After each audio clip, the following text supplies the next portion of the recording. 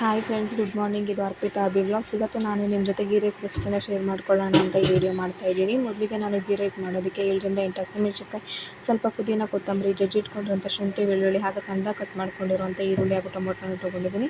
ಒಲೆ ಮೇಲೆ ಒಂದು ಕುಕ್ಕರ್ನ ಇಟ್ಟು ಅದಕ್ಕೆ ಬಿಸಿ ಆದ ತಕ್ಷಣ ಸ್ವಲ್ಪ ಎಣ್ಣೆ ಹಾಕ್ತಾಯಿದ್ದೀನಿ. ಎಣ್ಣೆ ಕಾದ್ಮೇಲೆ ಪಲಾವ್ ಎಲೆ, ಕಸೂರಿ ಮೆಂತ್ಯ ಹಾಕ್ತಾಯಿದ್ದೀನಿ. ಕಟ್ ಮಾಡ್ಕೊಂಡಿರೋವಂಥ ಹಸಿಮೆಣಸಿನಕಾಯಿ ಹಾಗೂ ಜಜ್ಜಿಟ್ಕೊಂಡಿರೋವಂಥ ಶುಂಠಿ, ಬೆಳ್ಳುಳ್ಳಿ ಹಾಕ್ತಾಯಿದ್ದೀನಿ. ಕಟ್ ಮಾಡ್ಕೊಂಡಿರೋ ಈರುಳ್ಳಿ ಹಾಕಿ ಚೆನ್ನಾಗಿ ಫ್ರೈ ಮಾಡ್ತಾಯಿದ್ದೀನಿ. ಹಾಗೆ ಇದಕ್ಕೆ ಸ್ವಲ್ಪ ಕಟ್ ಮಾಡ್ಕೊಂಡಿರೋವಂಥ ಟೊಮೊಟೊವನ್ನು ಕೂಡ ಹಾಕ್ತಾಯಿದ್ದೀನಿ.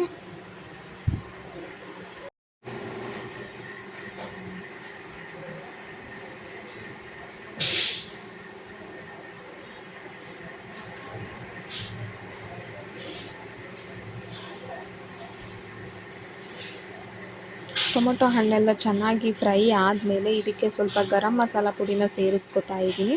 ಇದನ್ನು ಕೂಡ ಚೆನ್ನಾಗಿ ಫ್ರೈ ಮಾಡಿ ಸ್ವಲ್ಪ ನೀರನ್ನು ಕೂಡ ಸೇರಿಸ್ಕೊತಾ ಇದ್ದೀನಿ. ರುಚಿಗೆ ತಕ್ಕಷ್ಟು ಉಪ್ಪನ್ನು ಕೂಡ ಹಾಕೋತಾ ಇದ್ದೀನಿ.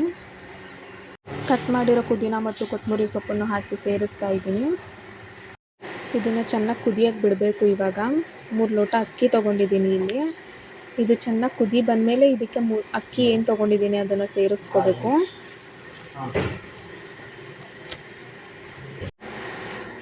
ಅಕ್ಕಿ ಹಾಕೋತಾ ಇದ್ದೀನಿ. ಅಕ್ಕಿ ಹಾಕ್ಕೊಂಡು ಚೆನ್ನಾಗಿ ಮಿಕ್ಸ್ ಮಾಡಿಕೋಬೇಕು.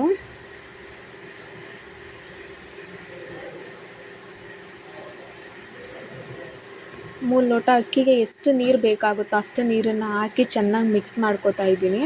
ಇದು ಒಂದು ಕುದಿ ಬರ್ತಿದ್ದ ಹಾಗೆಯೇ ಇದಕ್ಕೆ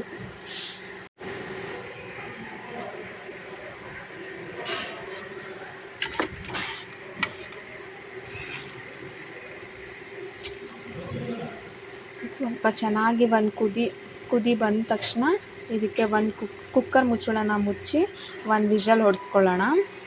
ಕುಕ್ಕರ್ ಓಪನ್ ಮಾಡ್ತಾಯಿದ್ದೀನಿ. ಗೀ ರೈಸ್ ರೆಡಿ ಆಗಿದೆ.